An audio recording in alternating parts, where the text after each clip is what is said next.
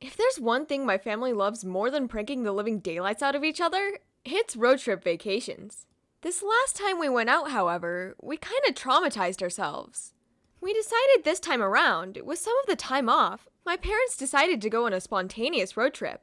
It was always fun when we did them, because it usually meant we got to skip a bit of school.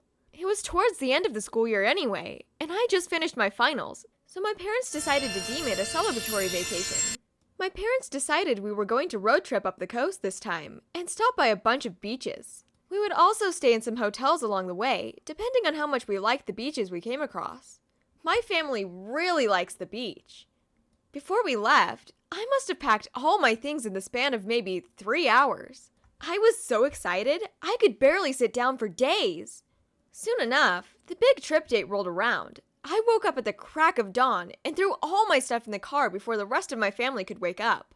I was so happy to be doing something all spontaneous like this, but something in me kept nagging at me. Like, something was going to happen. I decided to ignore it. What could possibly go wrong? We set off a couple of hours after I woke up. My headphones were in, my parents were playing games with Lucas, and I felt at ease. After a couple of days, it didn't take long to fall into a routine. Head to a beach town, check out the area, play around, visit a restaurant, and then decide whether we wanted to stay a night in town or not. If we didn't want to, we'd just find a motel when it got late at night, sometime later. Everything was going perfect. Then we had to cut our trip short. We came up to Cannon Beach, which is along the Oregon coast.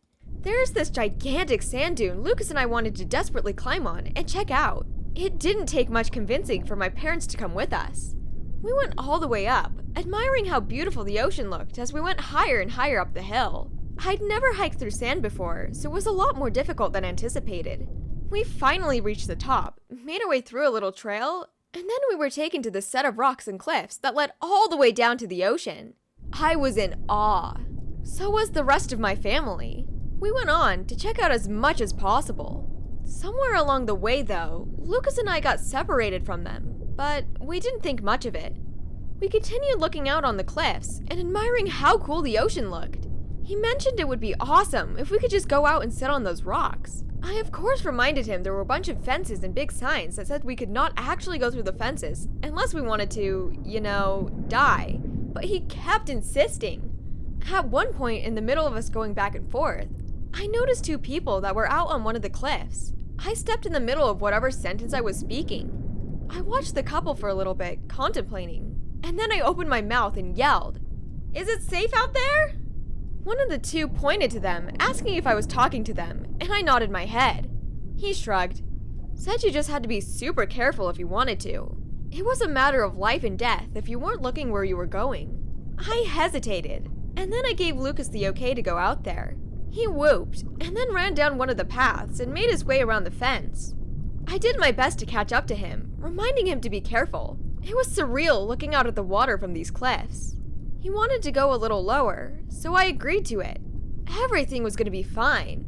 And then, I heard my mom scream out our names, totally horrified.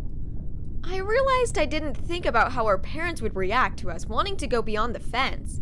I reacted fine.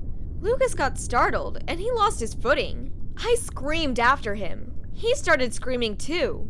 Actually, our whole family was screaming. He was clawing at the rock helplessly. My eyes were wide, and I was trying to grab for him. I had one hand on him, and another one on the boulder we had peeked at the water past. Below us was a platform of sorts. It wasn't super far, but it was far enough to where he wouldn't be able to get out just by climbing to it if he wanted to. Plus, he'd be a victim to the ocean. I started screaming for help.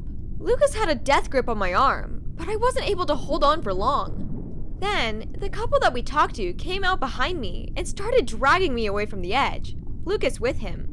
We both made it out in one piece, and of course, both of us were grounded. I didn't really care. I was just happy Lucas was alive. We were all pretty shaken up after the whole ordeal, so we just went home after that day.